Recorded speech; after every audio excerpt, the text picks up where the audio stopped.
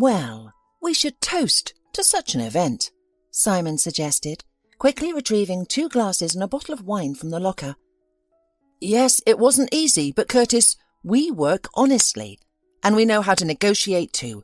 So this is a well-deserved victory," he added. He himself still couldn't believe they had managed such a successful deal. "Yes," Curtis sighed, looking at his deputy. "Simon, there's one thing I can't understand. If they were ready to sign the contract from the beginning, why all the theatrics?" "Probably to their self-esteem in their own eyes," Simon sighed back. "Some people don't work in a straightforward manner. They want you to grovel and beg. All of this is nonsense, of course, but it's just the way it is." Curtis Burns had been in medium-sized business for over 7 years. His factory produced a variety of garden tools with a decent product range that saw the scale of production increase annually. Everything went smoothly with small wholesalers, but dealing with large chain stores was a different story. Negotiations took months and required a lot of effort. The wealthier the people were, the more petty and capricious they became, making them difficult to deal with. "To our professionalism," Simon raised his glass. "Curtis, stop worrying, everything's fine." "I'm sorry, I'm exhausted," sighed the director. "I'll probably head home." "Okay," agreed Simon. "If anything urgent comes up, I'll call you." Curtis made his rounds through the workshops and, after ensuring everything was in order, headed to his car. "Claudia, are you home?" The man called his wife. "I'll be home early today." "Curtis, my mother and I are downtown. We decided to stroll around the city," his wife replied. "We'll see you tonight." Curtis glanced at the clock. It was just past 3. He sighed. He would have loved to forget about everything and spend the rest of the day with Claudia, but she was out again. As he drove into his yard, he noticed his gardener busy in mowing. "Hi," the owner greeted. "Everything going well?" "Mr. Burns, good afternoon." The elderly man smiled broadly. "You're home early today?" "Yes, I need some rest," Curtis replied. "Why are you still here?" He glanced at his watch. "Well, Mrs. Bell wasn't happy with how I mowed the lawns. She made me do it again." "Don't take it personally," Curtis answered, strolling through the garden. "She always causes trouble for everyone. Go home. I'll talk to her." The elderly man picked up his lawnmower and walked towards the utility house. Curtis watched him go. Sarah Bell had been a thorn in his side for years. His mother-in-law had never been easy to get along with. She always wanted things her way, with no consideration for others. Curtis brewed some aromatic tea and retired to his study. The house was quiet, with only the cook preparing dinner in the kitchen. "How I wish to forget everything for a while," Curtis voiced aloud. "I'm so exhausted." He rested his head on the table. However, his brief respite was interrupted by a knock on the door after about 5 minutes. Startled, Curtis hastily smoothed his dishevelled hair and said to come in. "Mr. Burns, I forgot to ask what we should do with the fish you brought," the cook inquired anxiously. "Mrs. Bell had a fit this morning. She asked us to dispose of it." "Why?" Curtis was perplexed. "It's fresh. I caught it just yesterday." "I know," the cook replied dryly, "but she did say that the whole house now smells of fish." "Roger, please cook that fish for dinner," Curtis asked. "I would enjoy it immensely. As for Sarah, she can eat whatever she prefers. I don't mind." Around 7 o'clock, faint noises began to emanate from downstairs, eventually escalating into the shrill squawking of the mother-in-law. "I told you to throw that stinking fish away," she shrieked. "Now the whole house reeks of it." "What's the matter?" Curtis descended into the living room. "What's wrong? I asked Roger to cook fish for dinner." "Curtis, you know I can't stand the smell of fish." Sarah turned up her nose. "I'm going to be sick." "Yes, honey, you're really behaving like a child." His wife also looked at him unhappily.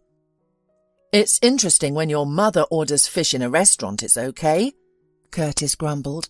"But when I return from fishing, she can't wait to throw my fish away." "But she doesn't sit in the restaurant kitchen where the fish is fried," Claudia said with reproach. "Do you even care about my mum?" Curtis said nothing in response, realizing that he would have his dinner with the cook in the kitchen. "Roger, thank you from the bottom of my heart," he said 30 minutes later after finishing his meal. "The fish is so delicious." After chatting with the man a little more, Curtis went up to his room, peeking into his wife's room on the way. He didn't understand how it happened, but he and his wife now had separate sleeping rooms.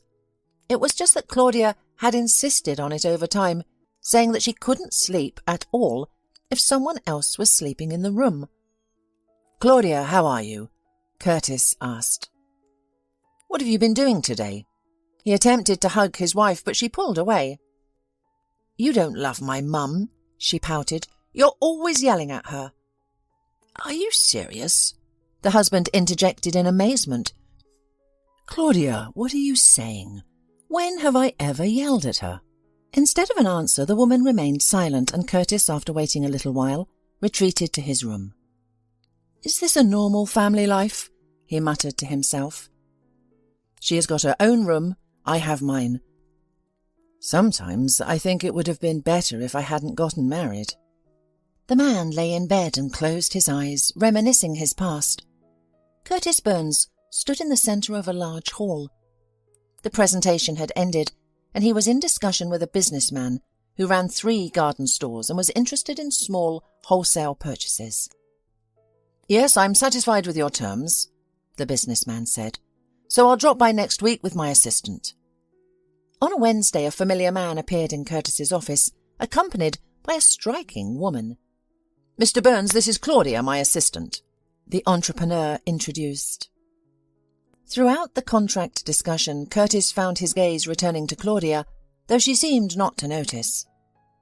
"Well, I suggest we finish our meeting with lunch at a nice place," Curtis said when the business was concluded. The entrepreneur agreed, and they all headed to the nearest restaurant. After lunch, Curtis became even more interested in Claudia, and to his delight, a few days later, the businessman sent her to Curtis with documents, and Curtis seized this chance to get to know the woman better. "May I invite you to lunch?" Curtis asked shyly.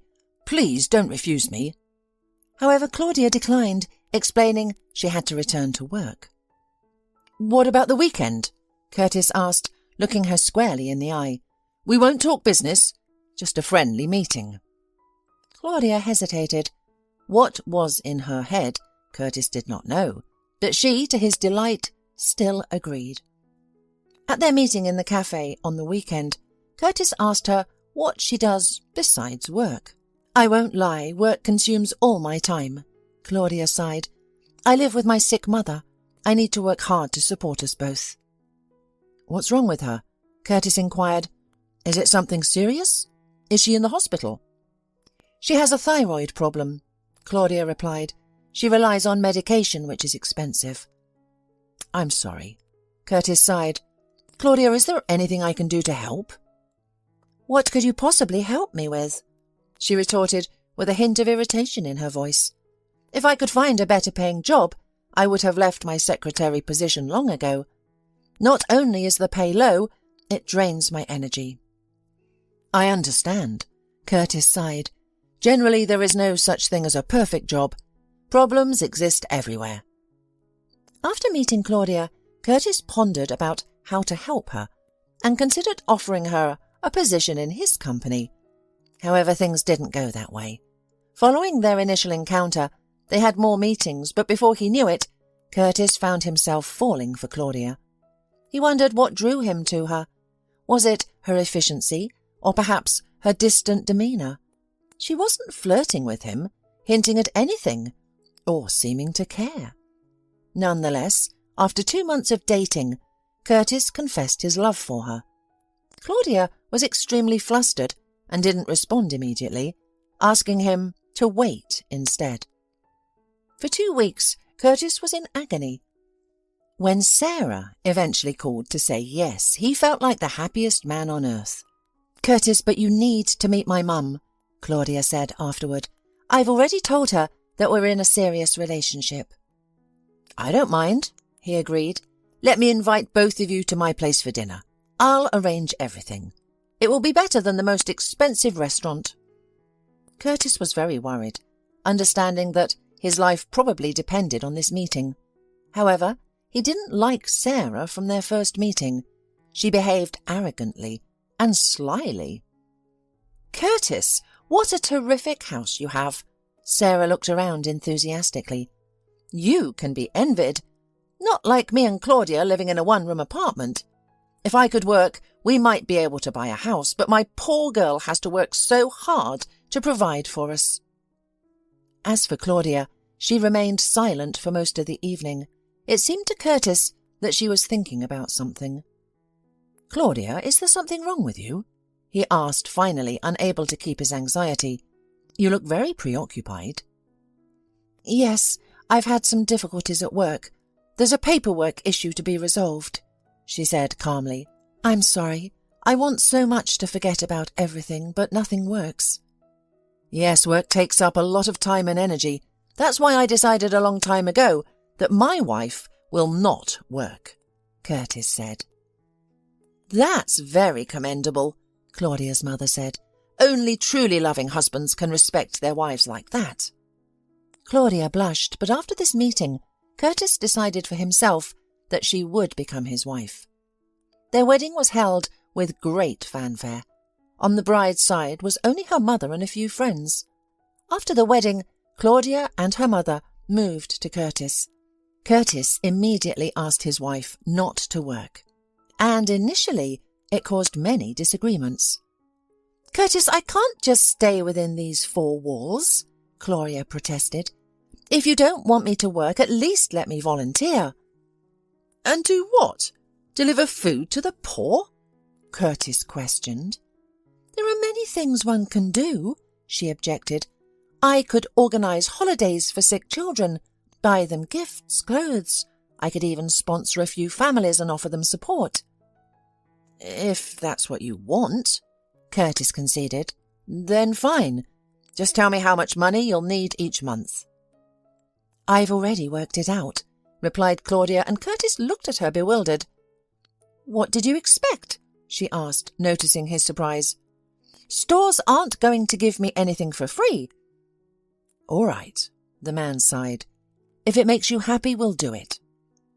Claudia, overjoyed, hugged him tightly. Thus, she started a small charity foundation and spent most of her days working, rarely being home.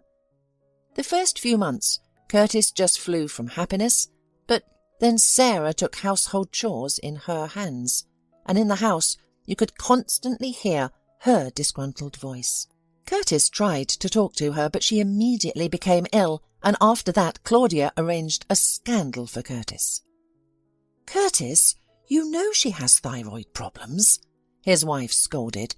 "She has an unstable emotional background, so she sometimes loses her temper.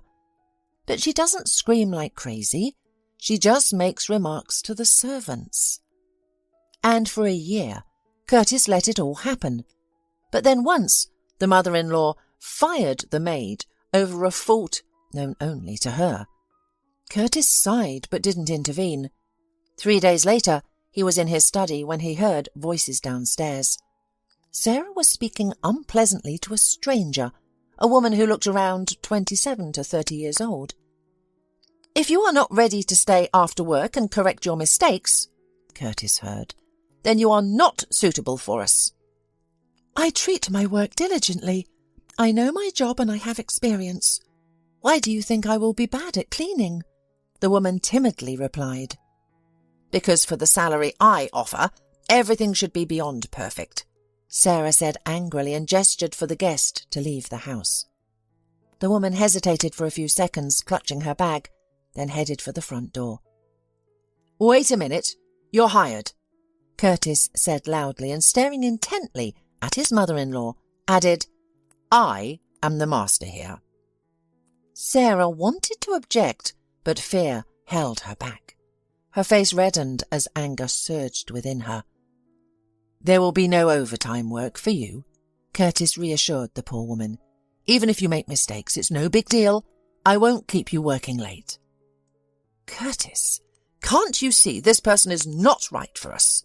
the mother-in-law finally blurted out. "I'm better at housekeeping than you are." Ignoring his mother-in-law, Curtis asked the guest, "What's your name?" "Abby," the woman replied timidly. "I have references. I've worked as a maid for 3 years."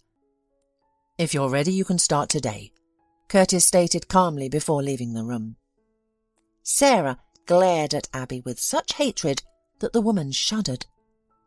"Abby," the cook advised her that day, "our boss is a good man. His mother-in-law is difficult, but if he hired you personally, you have nothing to fear."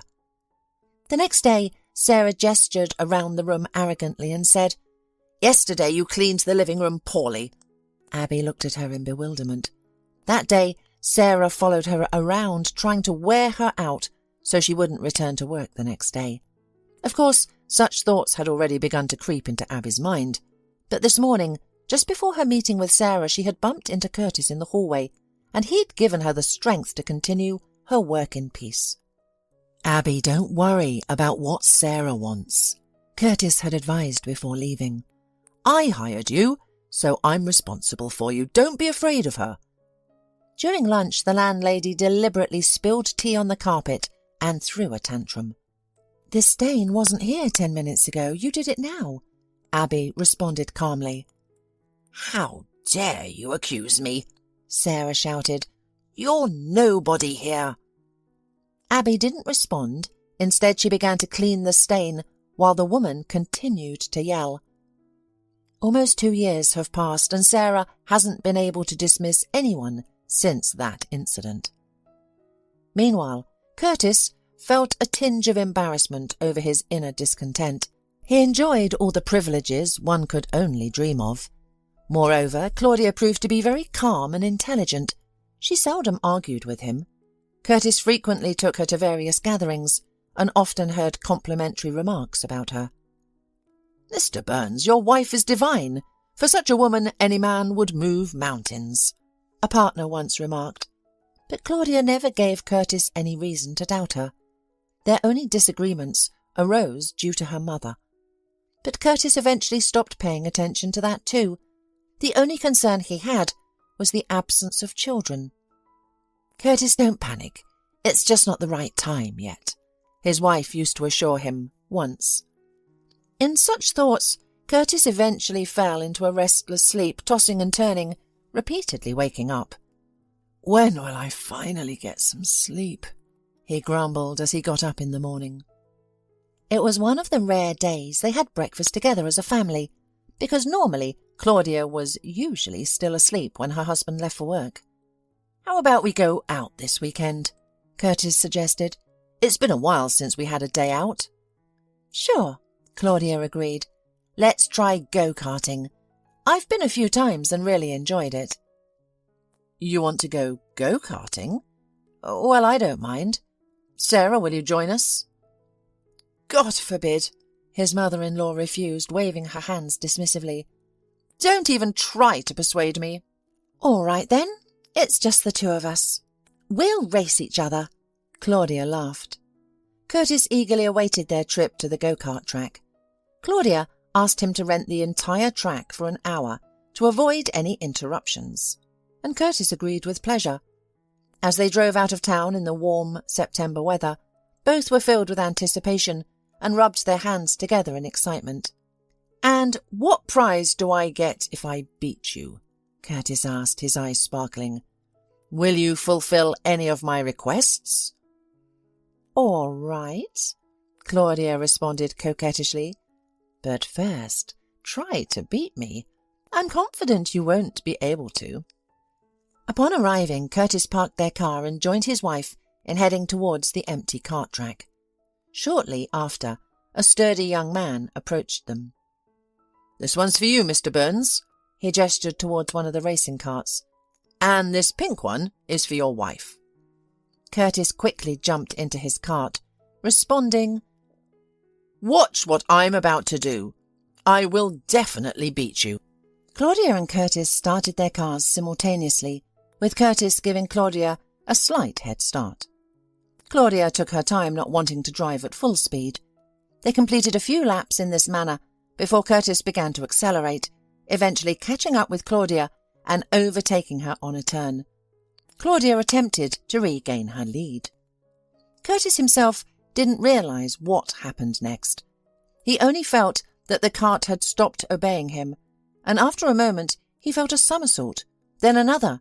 Then the cart crashed into the tyres and pushed them forward. Everything was spinning before Curtis's eyes.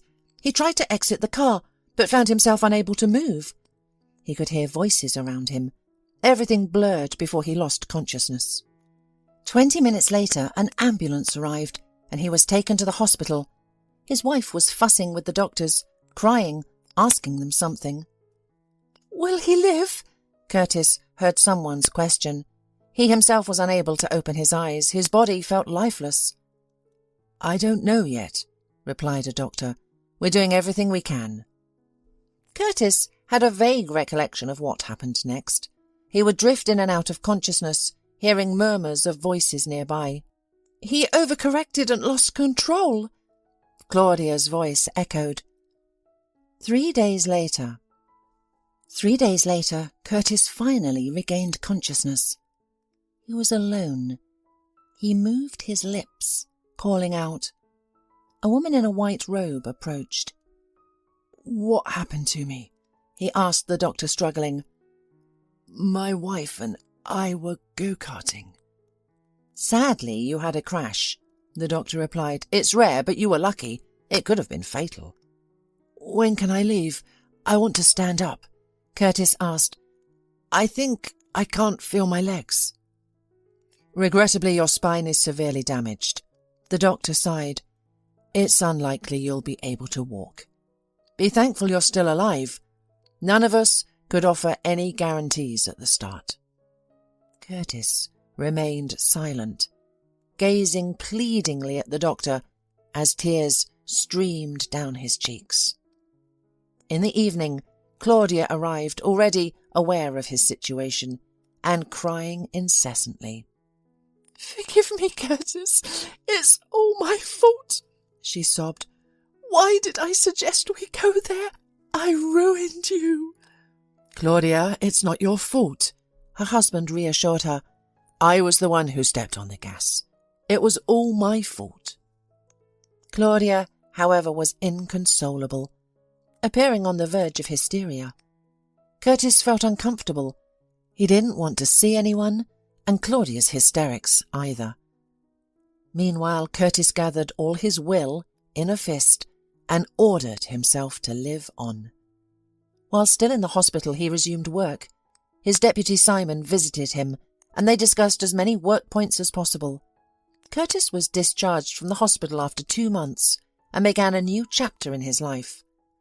He was not planning to leave his job. He hired a reliable driver to transport him to the factory. Working from a wheelchair was challenging, but Curtis persevered. The office was equipped with ramps for him to navigate independently in his wheelchair. An assistant was always present to help with his daily tasks. Curtis despised being pitied and was deeply hurt by sympathetic looks. "Simon," he once told to his deputy, "I am not a defenceless creature. I will cope. I will never quit my work." Changes were also happening at Curtis's home. His wife began to distance herself. "Curtis, I closed my foundation," she once told him. "Let's try to go abroad for rehabilitation." "Claudia, it won't help me," he replied.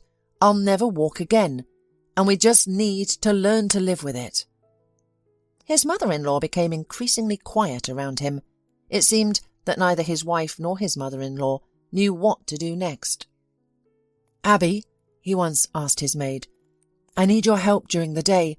I can't go to work every day, so I need a reliable person at home. You've been with us for years, and I trust you completely. I'll find someone else for the cleaning." "All right, Mr. Burns," the woman smiled. "Just explain what I need to do." "Soon my house will be fully wheelchair accessible, and then I will require an attendant and an assistant," Curtis explained. The responsibilities are the same as any care for a man in a wheelchair. I'm sorry, but I can't ask anyone else for this job." The woman agreed and immediately started her new duties. "Abby, why haven't you vacuumed the living room yet?" Sarah complained when the ex-maid descended from the second floor. "I'm sorry, but Mr. Burns hired me as his assistant," Abby replied calmly. "I don't work as a cleaner anymore," she added, blushing. "You've been such a headache," Sarah hissed like a snake. "I would have fired you long ago." Abby did not respond, instead heading to the kitchen to make tea for her employer, while Curtis's mother-in-law watched her with a disgruntled look, deep in thought. Several months passed since the accident, and Curtis began to notice that his wife was becoming distant. Although she had closed her foundation, she continued to sponsor several families and spent her evenings working. "Claudia, you and I haven't talked in a long time," Curtis said to her one evening. "Did something happen to you?" "Curtis, I still can't forgive myself," she cried. "When I look at you, I don't want to live." "Claudia, honey, you should be happy that I'm alive." Curtis smiled gently. "Well, come to me. I missed you so much." He took her hand and went to his room. The woman kissed her husband without much enthusiasm, and Curtis felt it. It made him feel even more painful, and he told himself that he would no longer insist on their intimacy. But deep down, he wished that Claudia's love would not only not fade because he was confined to a wheelchair, but would also flare up with renewed vigour. Curtis himself did not understand where he got such moral strength. Instead of sobbing, he smiled. When he had a strong desire inside him to give up everything and end his life, he would take up some new endeavour. "Abby, why don't we take a trip to some museum?" Curtis once suggested to his helper. "You'll laugh, but I want to go to the Paleontological Museum." "All right," Abby smiled with enthusiasm. "Frankly speaking, I've never been there." "That's it. Now we definitely need to go there," smiled the man. "I'm sure you'll love it there." On Saturday, the driver took Curtis and his assistant to the museum. Despite it being a weekend, the museum was not crowded. Most people seemed eager to enter the dinosaur hall. Upon seeing Abby's surprised face, Curtis laughed and asked, "What do you think? Look at that giant." "Frankly, I'm relieved we weren't around during their time," responded Abby, her lips pale. "If I had seen it in person, I might have gone mad." "Well, not all of them were predators," Curtis countered. "Many were herbivores. We could have ended up in their stomachs like unnoticed bugs on vegetable leaves. But I don't think they would have preyed on us." There were vast forests. They had plenty of food. For nearly 3 hours they examined the museum's most fascinating exhibits, with Curtis providing commentary throughout. Later, on the way home, the man exclaimed, "What a fantastic day off!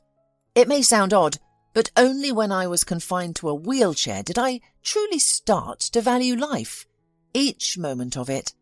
Now I'm less fearful of losing anything." Abby smiled, reflecting on her simple life. She lived in a rented apartment and her paycheck was divided in half, one part for her parents and the other for her own expenses. In essence, she had nothing to lose. Meanwhile, they arrived home in high spirits. Claudia was already home and Curtis approached his wife. "Honey, I'd like to invite you to a romantic dinner." Saying this, he got slightly anxious because Claudia looked at him in surprise, awaiting further explanation. "I'm going to get us a suite in a classy hotel and organise a romantic evening for us," Curtis said with hope in his voice. "I just thought it would be nice to spend the evening outside our home." "All right," Claudia smiled. "Let's consider it a date. I'll come to the hotel and you'll wait for me there." "With flowers?" Curtis took his wife's hand. "I love you. I promise you won't regret it." Curtis spent most of the night worrying. He was filled with anticipation, because he had waited too long for Claudia to finally accept what had happened and return her love to him. "I'll order a huge bouquet of red roses," Curtis planned. "We'll have champagne and fruit brought to our room." Towards morning he fell asleep and dreamed of Claudia holding roses. He woke up around 11 o'clock. He rang the bell and Abby entered his room. She noticed Curtis's worried look and asked anxiously, "Is something wrong? May I help you?" "Yes," Curtis replied immediately. "Abby, please order a huge bouquet of red roses and prepare some clothes for going to the restaurant." "Are we going somewhere today? Do you have an appointment?" the woman asked, smiling. "I have a romantic dinner with my wife tonight," Curtis said cheerfully. "Abby, can I ask you one more thing? I let my driver go today. Could you take a cab with me to the hotel? And from there, I'll come with Claudia." "Of course I'll come with you," Abby agreed. "Don't worry, I'll take care of everything." However, Curtis was very nervous and restless. At 6 p.m. he and Abby took a cab. He agreed with his wife that he would go to the hotel early and wait for her there. She was expected to arrive by 8 o'clock. In the room, Abby helped Curtis settle in, put the flowers in water, and ensured everything was in order. She bid her host goodbye and left. "See you tomorrow, Mr. Burns," she said before leaving. The woman came out of the large, beautiful hotel building and looked up. Somewhere there was Curtis. Right in front of the hotel was a small cafe, and Abby decided to have a cup of tea.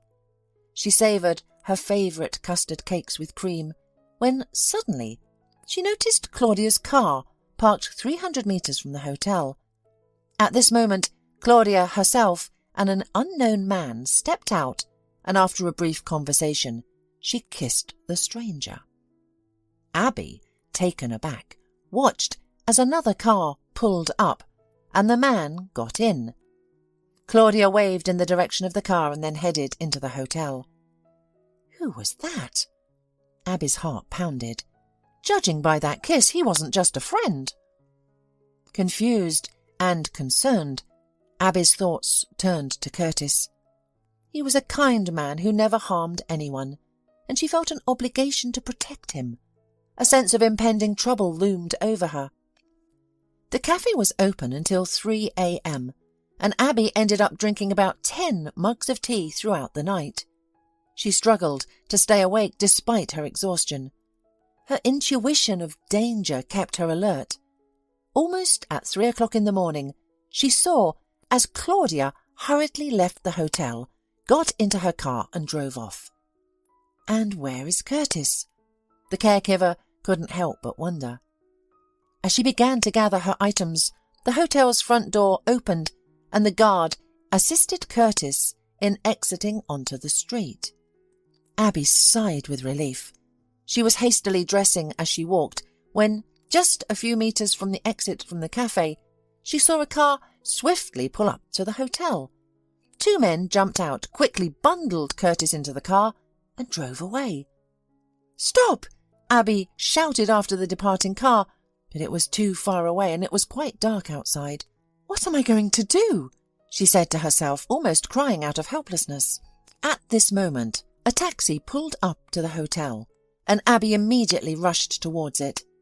"Please, let's go," she implored.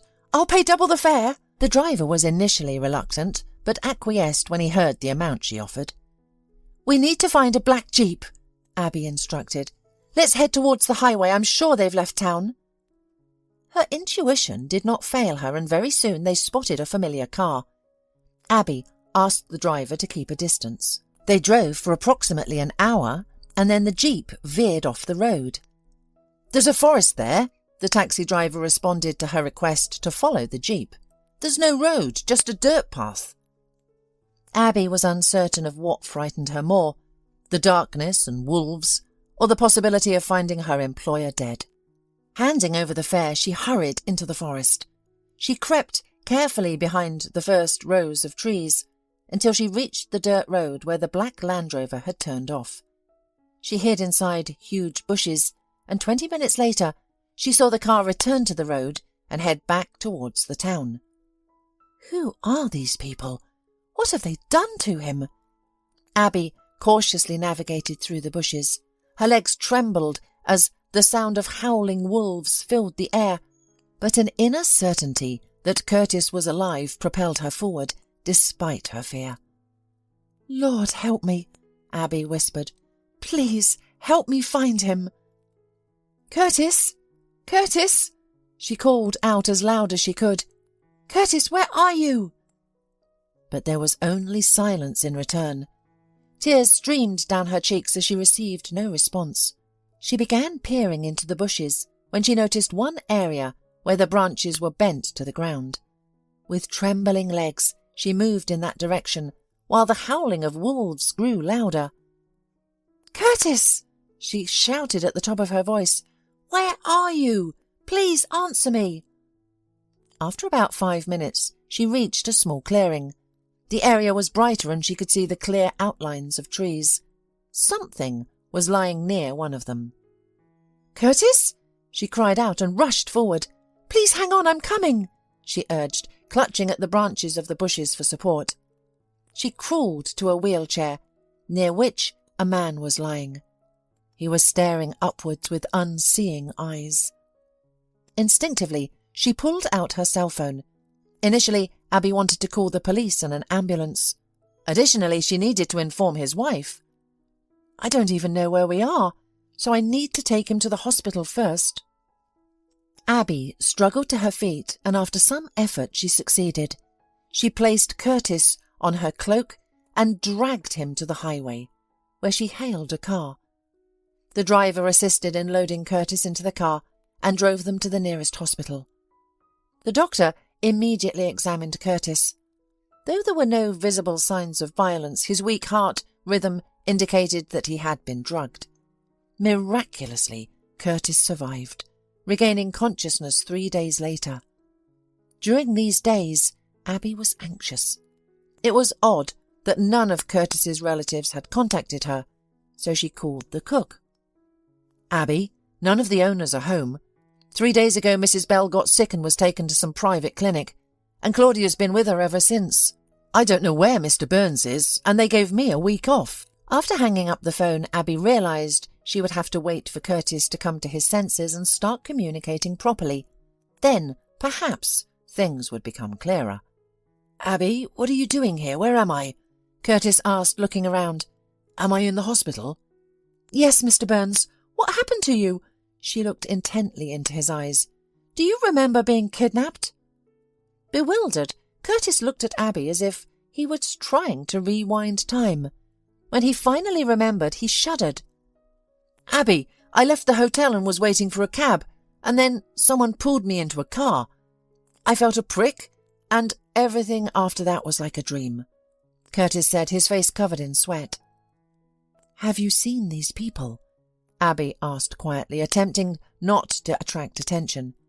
"Do you know them?" "No," Curtis replied thoughtfully, turning pale.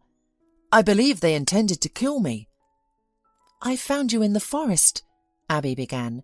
"There were wolves present. It's possible they planned for the wolves to maul you in a few days, ensuring nobody would ever discover how you ended up there." "Abby, how did you find me?" Curtis asked, astonished. Only now was he beginning to grasp the meaning of her words. "I'm sorry, but I followed you," Abby admitted, lowering her head. "After leaving the hotel, I decided to have tea in the cafe across the street. I was very tired that day, but when I saw your wife arrive, and not alone, I feared for you." "Not alone? What do you mean?" He stared intently into Abby's eyes. "I won't lie. There was a man with her. I didn't see his face," the woman replied, "but I can assure you they were kissing. Then a car pulled up and the man got in." "Abby, are you sure?" Curtis said, horrified. "Maybe you imagined the whole thing. You see," he lowered his eyes bashfully, "my wife and I had a wonderful romantic evening. We planned to return home in the morning, but my mother-in-law called at 4 o'clock saying she was literally dying. Claudia left me right away to go straight home, not to lose time with me. I had to call a cab and come back myself. You know the rest." Abby sighed and told her boss what she had learned from his cook. "I think someone intended to kill you," the woman said, taking his hand. "Mr. Burns, it's dangerous for you to return home now. Let it go the way it's going. We should keep it a secret that you're alive for a while and see how things develop. Someone's bound to give themselves away, otherwise they'll find you, and this time they might not spare your life." "Oh my goodness, I can't understand why," Curtis murmured. "I haven't wronged anyone. Why would they want to kill me? And in such a gruesome way? That's absurd." "Mr. Burns, were you aware that Claudia was seeing someone?" Abby suddenly asked. "Abby, I apologize, but I still believe you're mistaken." The man scrutinized her. "Just because she had a man in her car doesn't imply anything. Claudia interacts with people regularly, but the idea that she kissed him, I'm convinced that's just your imagination." The woman looked at him and didn't respond. She understood that without solid evidence, she wouldn't be able to convince him of anything. "Mr. Burns, you'll be discharged in a few days, and you need to lay low." "But where?" The man pondered. "I may rent a place to stay for a couple of months if you'll assist me with that. Take the credit card in my wallet. I'll give you the PIN. Please find the apartment for me." "Don't worry, I won't leave you," the woman smiled. "Take my old phone. It's risky to call from yours in case it's been compromised.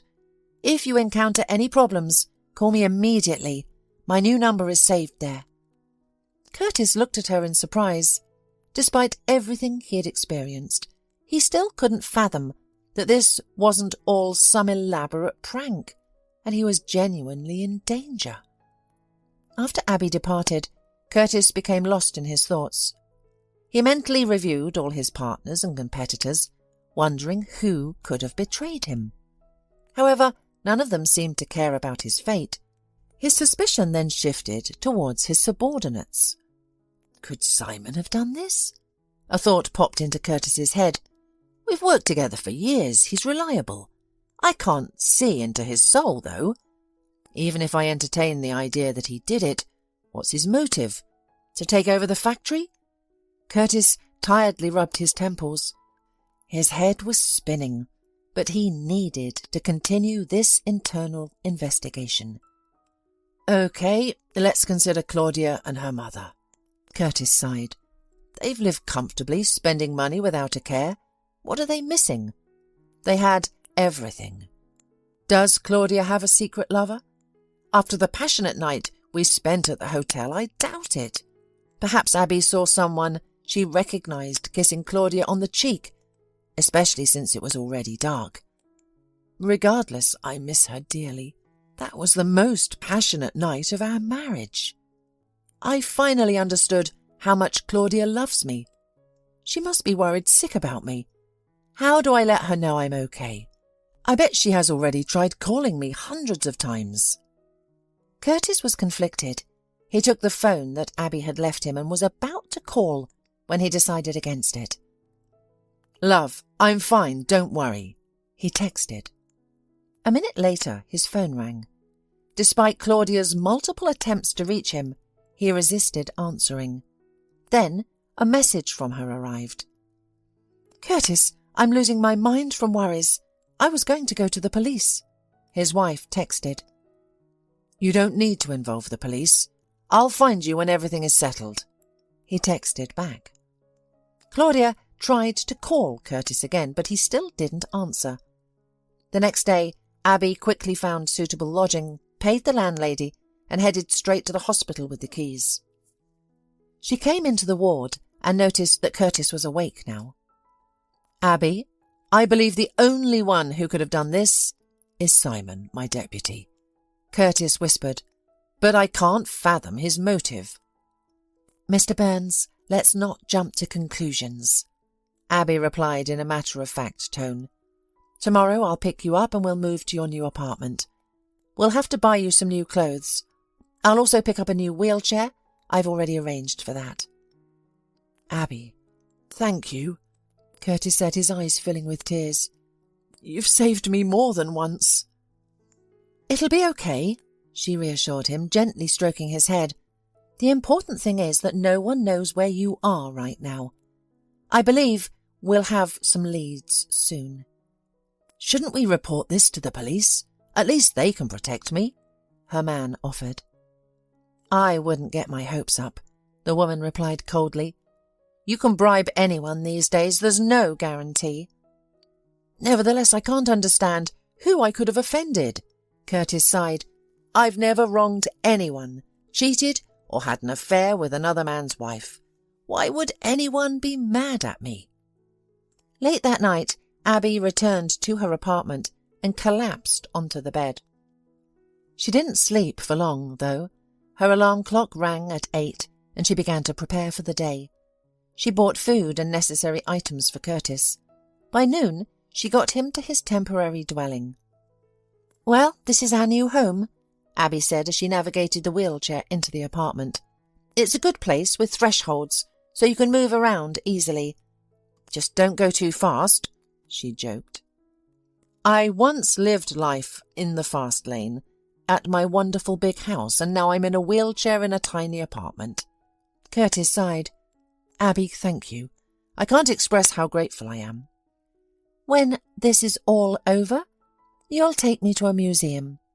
She laughed. "I've always enjoyed those outings with you." "I promise," Curtis replied with a broad smile. "We'll visit the most fascinating museums." Abby prepared dinner, and after enjoying the meal, she helped Curtis get settled in bed. She then retreated to the couch. "Finally I can sleep. Tomorrow we'll figure out the next steps," she thought before drifting off. The following day, Curtis asked Abby to visit his factory. He had a reliable person there who could tell him about the real situation there. Without hesitation, Abby left her boss for his errands. At the gatehouse, Abby gave the guard the reliable person's name, and soon an elderly man appeared. Abby ushered him aside, explaining she represented Mr. Burns, and asked about the last factory happenings. "Nothing unusual," the man replied, bewildered. "Everything at the factory is calm. Work continues as usual." "Is your deputy trustworthy?" Abby asked cautiously. "Simon?" The man seemed surprised. "I've worked for Mr. Burns for many years and never had any issues with his deputy. He's a good man." Abby exhausted her questions for this man, and asking him to keep their conversation confidential for now, she went home. Meanwhile, Curtis was alone, his mind in turmoil. Torn between reporting to the police immediately and waiting a bit longer, he found himself fiddling with Abby's phone, and eventually he gave in to his secret desire. "Claudia, my love," he dialed his wife. "I want you to know that I'm okay. I've missed you so much." "Curtis, where are you?" An agitated voice responded immediately. "I've almost lost my mum, and now I don't even know where you are." "You see, someone wanted to kill me," Curtis said. "That's why I'm forced to hide for now. I suspect Simon." "Kill you?" Claudia's voice trembled. "You know, a few days ago a man called us on your behalf and said that you were away for a week or two, that you would call afterward. That's why I was calm and spent all those days with my mum without worrying about you. And why did I leave you that night? I should have waited for you, and we could have gone home together. It's my fault again. I'm begging you, please tell me where you are. I promise no one will ever know. I'll only come to see you for a few minutes." Curtis felt so painful that he couldn't stand it and told Claudia his address. After his conversation, he dialed up to Abby and asked her to watch Simon for a while. In fact, he just didn't want her to discover that he revealed his new place to his wife. All these days, Curtis missed Claudia deeply, constantly reminiscing their last evening together. He felt his love for his wife intensify, causing his body to tremble in anticipation of their reunion. Curtis was in the kitchen when the doorbell rang. He went to answer it and was met by two men who rushed into the apartment. One of them injected something into Curtis's arm, causing him to lose consciousness almost instantly, and then they swiftly carried him out like a piece of furniture. Abby had been waiting outside the factory for 4 hours. She was freezing, but Simon never came out. Exhausted, she dialed Curtis's number, but he didn't answer. After about 10 minutes, she tried calling him again. Abby grew concerned and hailed a taxi. She needed to get home quickly. The closer Abby got to the house, the more her anxiety grew. She paid the taxi driver and sprinted towards the elevator. She rang the doorbell, but there was no answer. Standing rooted to the spot, she instinctively tried the door handle and found it open. With shaky legs, she entered the apartment. Curtis was nowhere to be found. The woman quickly grabbed her phone, intending to call the police. However, she decided against it and headed to her boss's house. "I'm sure Claudia's involved in this. If they killed him, they're probably trying to hide the evidence now," Abby reasoned. "While I'm telling the police, they might just sweep everything under the rug, and the guilty party will never be found." It was already dark, but Abby saw very well what was happening in Claudia's bedroom because the curtains there were left open, revealing a distinct male silhouette. "That's definitely not Curtis," Abby whispered to herself. "Who could be in her room? Given that the kitchen light is off, it seems none of the workers are present." Gradually, some pieces of the puzzle began to fall into place, but she still couldn't understand who the main villain in this story was. The woman called a cab, paid the driver for the night, and prepared to wait. At 3 o'clock, a car with Claudia and that strange man left Curtis's house. The cab driver and Abby followed them. Soon, Claudia stopped at some bridge and with her passenger got into an old rusty car that was parked there. That car drove towards the suburbs, and Abby and the cab driver followed it. Abby understood the danger of her surveillance, but she felt she had to take the risk again. However, she was so tense that she didn't even realize where they had gone. After probably 30 minutes, the driver dropped Abby off on a deserted street. He was too scared to continue. Abby wandered the dark streets, straining to hear the car. She felt an overwhelming fear that made her body tremble. The barking of dogs echoed in the distance. Eventually, she found herself at the edge of the suburb. Suddenly, a car's headlights flashed on near the outermost house. Quickly, Abby hid behind the end of a brick wall, and the same old car drove by her. "He must be there," she whispered to herself. "But what do I do now? If they've brought Curtis here, there might be someone guarding him. They might even kill me too." And finally she called the police. The policeman listened reluctantly, promising that someone would come. The woman wrapped herself in her demi-seasonal raincoat and waited. An hour passed, then 2, but no one came. As dawn broke, Abby called the police again. The same disgruntled voice curtly informed her that the police had almost arrived on the scene. Cautiously, Abby started towards the house. It was eerily quiet and the surrounding houses appeared uninhabited. As she approached the gate, a large dog lunged at her. She was fortunate that it was on a chain. Startled, Abby decided to wait for the police. Cold shivers racked her body, and to warm up she began to move around, which provoked the dog further. It pulled at its chain with such force that Abby feared it would break loose. Finally, she spotted a police car in the distance. Paul started dating Claudia when she turned 18.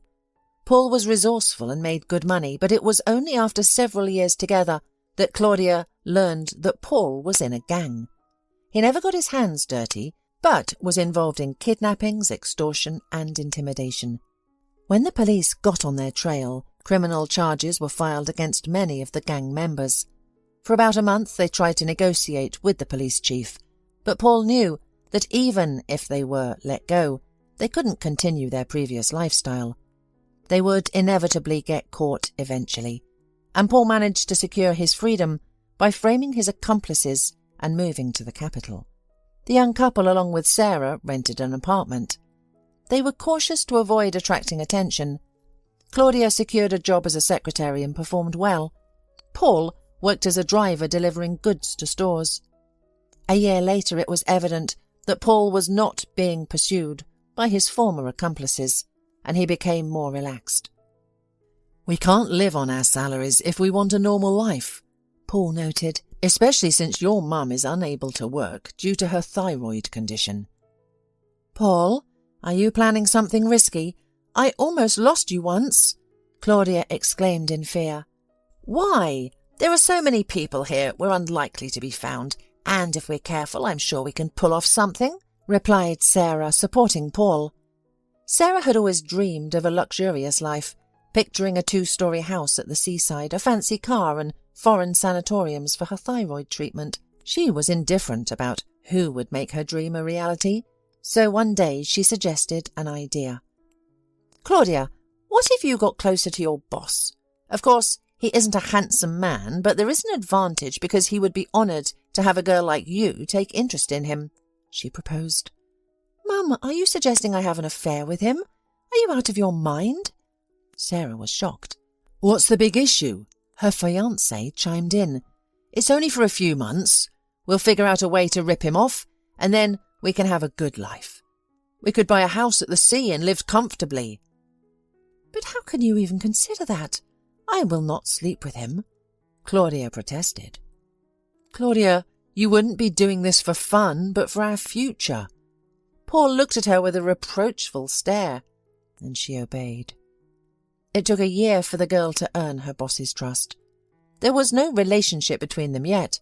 Paul and Sarah had meticulously planned every step, but unexpectedly Curtis appeared on the stage.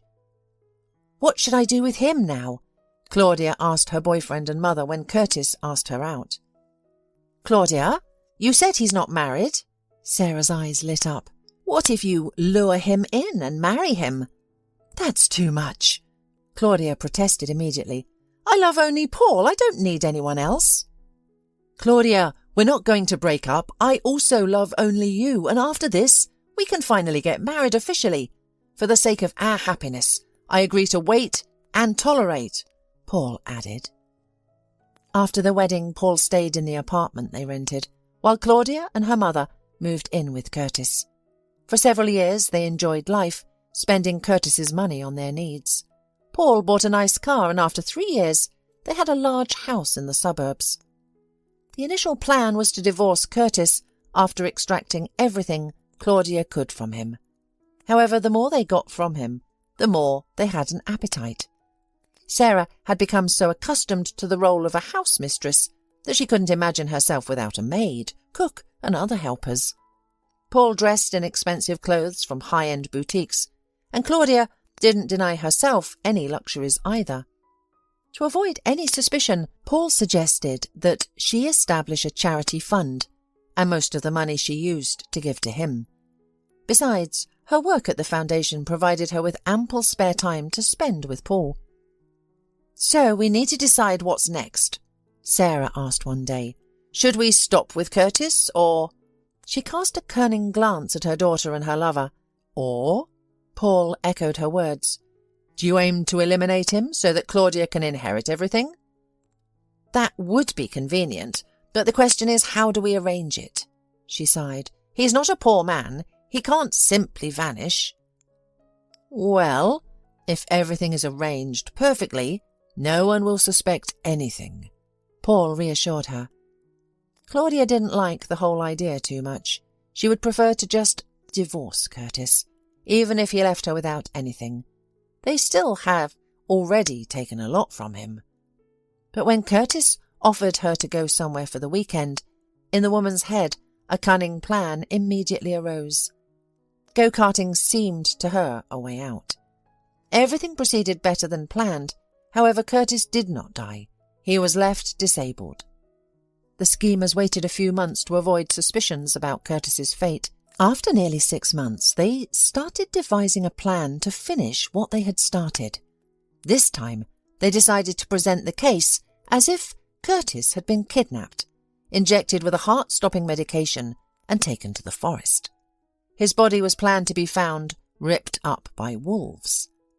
It was mid-March, and the hungry animals were prowling the forest in search of food. Everyone was so convinced of Curtis's demise that they were just waiting to find his bones. "Oh no! Mum, he's alive!" Claudia exclaimed in shock when she got the message from Curtis. With trembling hands, she called Paul. "I think no one suspected anything," he declared. "You spent the night at the hotel with Curtis. Then your mother had a heart attack and called you, which everyone saw. The EMT can confirm that. And you have that paid record from the clinic. And also, everyone saw you spending days and night near Sarah's bed at the clinic. Next, no one saw me there. It was already dark and I made sure the place was clear. The only potential problem was the cafe across the street from the hotel, but at that time it was closed. We wore masks. And none of us spoke. Plus, Curtis was most likely unconscious. The only thing I can't understand is how he survived. If his heart stopped, who brought him back to life?" Several days passed, and when Curtis did reveal his temporary hideout to Claudia, Paul immediately went after him. He had no trouble overpowering the defenceless Curtis. He led him to the basement of one of the abandoned buildings on the outskirts of the city and intended to finalize his plan the following night. "I think he won't last long in the cellar. Then we'll take him to the woods as planned. There, the wolves will finish our job." "And if he's still alive?" Curtis's wife asked in a frightened voice. "We'll take him there, alive," the man replied. "We'll leave him in the deepest part of the forest. This time it will be done properly." Curtis woke up in some dark place, lying on the floor, and felt damp. He tried to raise himself, but could not. After a while, his eyes got used to it, and he began to distinguish the walls.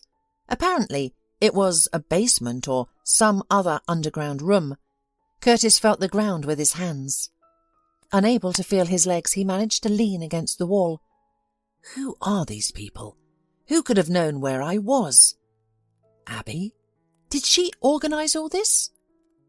Curtis's head throbbed with each question. Fear gripped his body as he considered the possibility. But then why would she save me?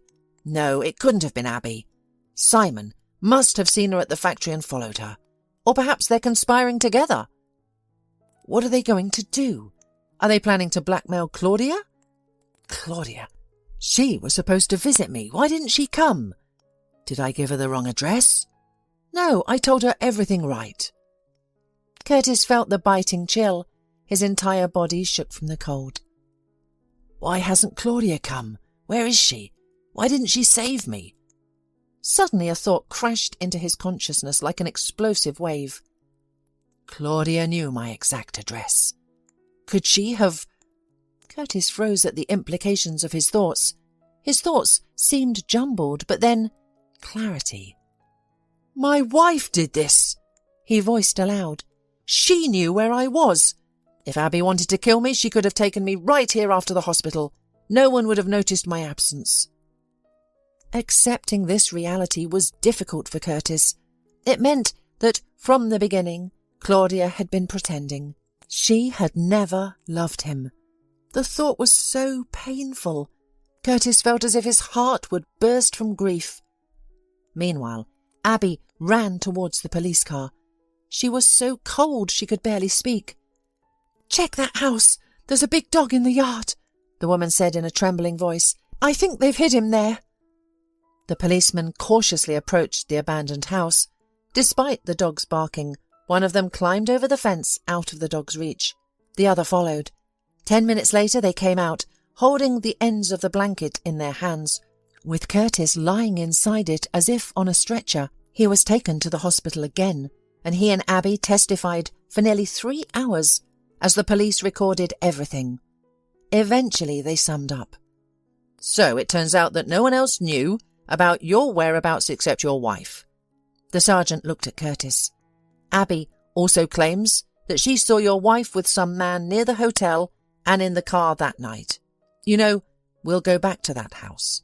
They're unlikely to appear during the day, but they'll be there in the evening or at night. We'll wait there. Please refrain from calling anyone until we have a better understanding of the situation. The police departed, leaving Curtis and his assistant alone. The man was filled with remorse. Abby, I'm sorry. This is all my fault, Curtis confessed. I initially lost my nerve and texted my wife. Then, while you were at the factory watching Simon, I phoned her and asked her to come. I suspected it was her from the start. The woman sighed. Thank goodness I found you. It's fortunate that I went directly to your house and trailed that car. You've already rescued me twice. Thank you. Tears streamed down Curtis's face. You were sent by God. It was wise of me to advocate for you with Sarah and keep you. I can't imagine what would have happened if I hadn't employed you back then. Abby looked at him. She too had endured much in these past days. She approached her employer and embraced him, prompting her own tears due to the stress. At midnight, a car pulled up to an abandoned house. Two men emerged, one of whom threw a piece of meat to quiet a barking dog. They made their way into the house, carefully descending into the cellar. Near the entrance, a flashlight was turned on, illuminating an empty room. Startled, Paul attempted to flee the scene, only to be met by 3 policemen. "Hands up," said one, pointing his gun. "Don't move. You won't escape." The Curtis case had been ongoing for months, and eventually Claudia, her mother and Paul were sentenced to different terms. After Curtis returned home, his life also began to change. The first thing the man realistically looked at was his health, and since there was no positive prognosis, the man decided to sell his factory after all. Simon and another employee bought it back in installments. "I am glad that my brainchild will belong to you," Curtis confessed to his former colleagues. "In your hands, my factory will go up. I am sure that in a few years you will achieve much more than I once did." Despite the sadness of losing his enterprise, Curtis, after a few months, he sighed calmly. He had enough money for a long and prosperous life. But the most important thing that Curtis took out of this whole story was a reliable and loyal friend.